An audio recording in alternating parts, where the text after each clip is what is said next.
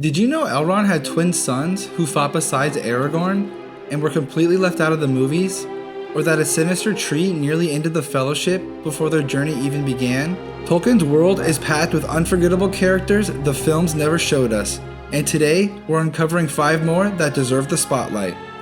In our last video, we explored legends like Tom Bombadil and Prince Imrahil, characters with rich backstories who were cut from Peter Jackson's adaptation. If you haven't seen that one yet, be sure to check it out after this. But right now, we're just getting started.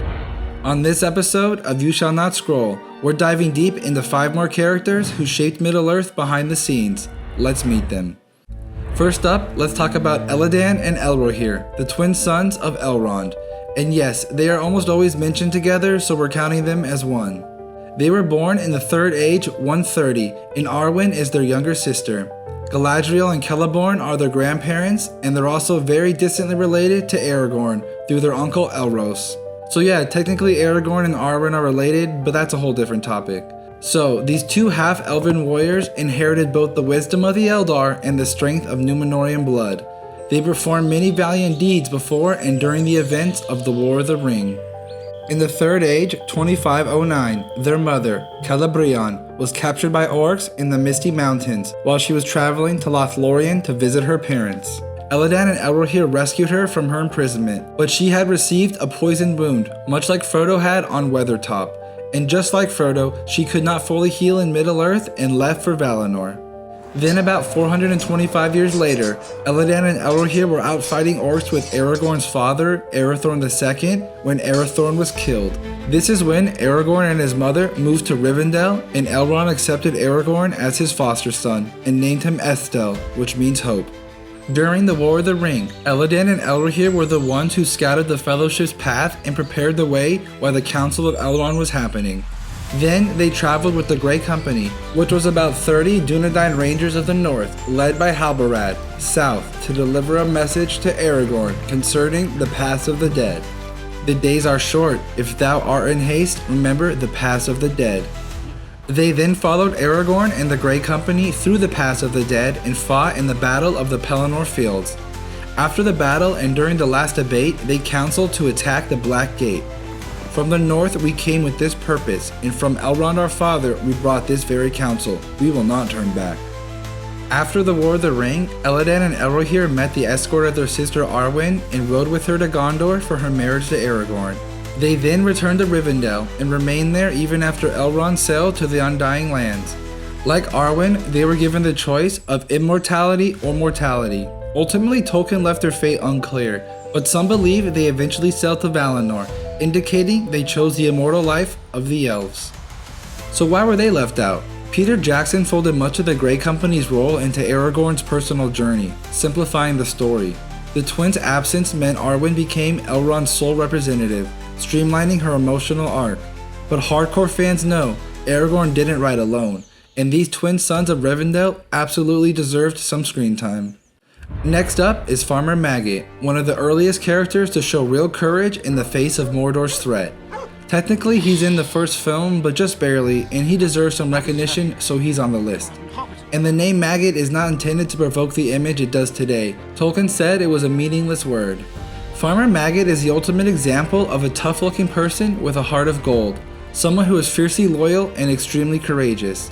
He was on friendly terms with Tom Bombadil, who had this to say about him: "There's earth under his old feet and clay on his fingers, wisdom in his bones, and both his eyes are open." That says more about him than anything else.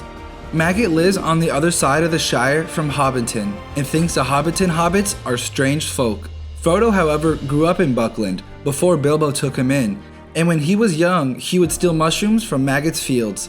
One time, he was caught and beaten by Farmer Maggot. He was then chased off the property by Farmer Maggot's dogs. When Frodo saw Farmer Maggot again, he was justifiably terrified. Farmer Maggot was actually nice to Frodo and Pippin though, and invited them in for food and drink. While inside, he talked about how earlier that day, a strange person came to his farm and asked about a Baggins, and offered him gold if he turned Baggins in. This of course was a Ringwraith. Much to the Ringwraith's surprise, Farmer Maggot told him to leave and that he would call his dogs on him if he didn't. The Ringwraith then hissed and tried to run him down. Farmer Maggot jumped out of the way and called his dogs, but the Ringwraith was on his way already. In a show of his intellect, Farmer Maggot then speculated that the stranger was probably after the treasure that Bilbo had brought back from the Lonely Mountain. He didn't know it, but Farmer Maggot was nearly dead on. Towards the end of their dinner, Farmer Maggot remarked on how Frodo used to steal his mushrooms and offered them a ride to the ferry.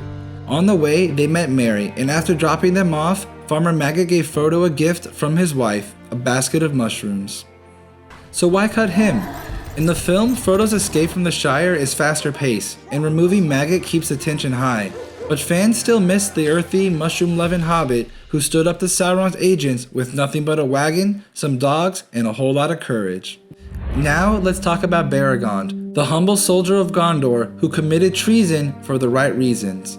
In Tolkien's Legendarium, characters are often faced with a profound choice: uphold the rule of law or do what is morally right. More often than not, they choose to break the law in service of a greater good, and Beregond stands as one of the clearest examples of this moral courage. Beregond, son of Baranor, was a soldier of Gondor and was a member of the Guard of the Citadel, and he had two sons, Bergil and Borlas. Beregond had great admiration and love for Faramir, and this loyalty to his captain changed his life, the outcome of the War of the Ring, and the Fourth Age. In The Return of the King, Beregond becomes close friends with Pippin and Minas Tirith before the Battle of the Pelennor Field begins. He tells Pippin about his son Bergil, a boy of 9, one of the few children left in the city, and how to search him out. Pippin was very lonely, being without Merry, so I always loved this gesture. Bergil and Pippin watch the soldiers from all over Gondor enter Minas Tirith and generally get along. When the battle started, Beregond received news from Pippin that Denethor was going to burn Faramir alive. With no orders and no hope of approval, Beregond defies his command and goes to the Hallows to stop Denethor from killing Faramir. On his way, the porter who stands guard at the door would not yield to Beregond, and instead was taking his orders still from a troubled Denethor. Beregond had no choice but to kill the porter and continue on. When he reached the House of the Dead, he found Denethor inside with Faramir and guards at the door. Again, he was forced to fight and kill 2 more of his own Gondorian brothers. Luckily, Gandalf arrived shortly after and handled the situation with magic and authority. On the way out, Beregond looked on the porter he killed and stated, "This deed I shall ever rue, but a madness of haste was on me, and he would not listen, but drew sword against me."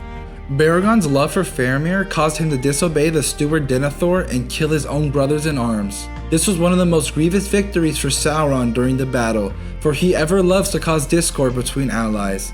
After the Pelennor, Beregond then marched with Aragorn to the Black Gate, where he was nearly killed in the ensuing battle. After the war, Beregond was relieved of his duties, and Aragorn was forced to judge him for his actions. Luckily, Aragorn, now King Elessar, was gracious, and he created an entire new company to guard Prince Faramir, the first Prince of Ithilien. He named this company the White Company, and put Beregond as its first captain. I couldn't think of a better man for the job. Why was Beregond cut? Likely for simplicity. The dramatic rescue of Faramir still happens in the film, but it's Gandalf alone who stops Denethor. Beregond's presence would have added complexity to an already intense moment, but his story is a powerful example of conscience over command, and his quiet valor echoes the best of Gondor. Let's take a moment to appreciate one of Tolkien's most underrated supporting characters, Ioreth, the oldest woman healer in the House of Healing in Minas Tirith. Even though Ioreth got on Gandalf's nerves with her talkative nature, she was the one who first mentioned the prophecy of the healing hands of the king. After no one can help Faramir, she tells Gandalf that a king of Gondor would be able to heal him.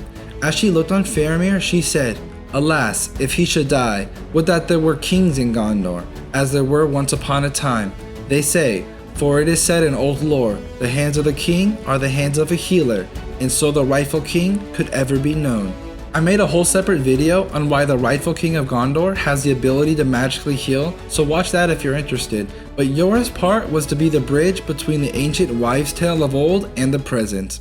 After Aragorn showed up, we find out that although Ioreth remembered the ancient prophecy, she and the herdmaster of the House of Healing forgot the true virtue of the Athelas or Kingsfoil plant. Luckily, they were able to find some old Athelas leaves and save Faramir, Eowyn, and Merry.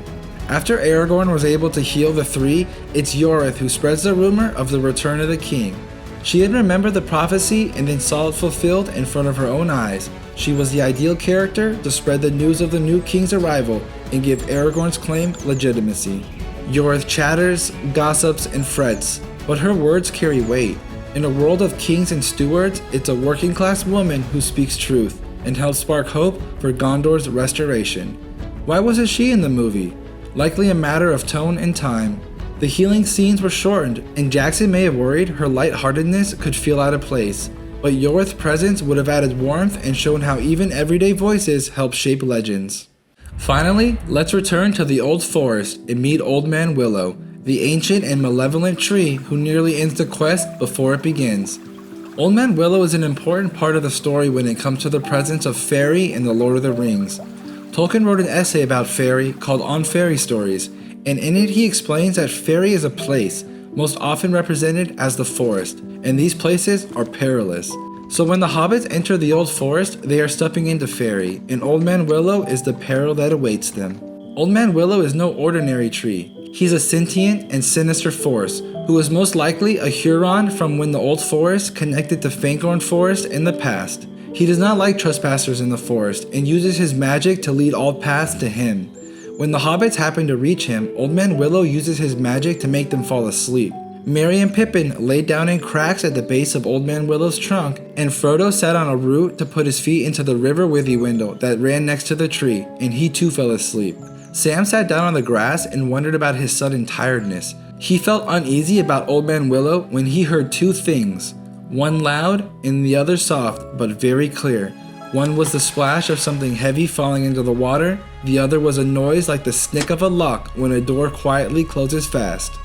Old Man Willow had knocked Frodo into the river and swallowed Merry and Pippin whole. Sam pulled Frodo out of the river and then quickly tried to help Merry and Pippin.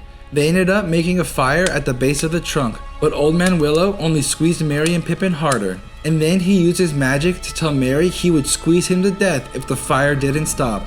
So Merry screamed at Frodo and Sam to put out the fire, and Sam did.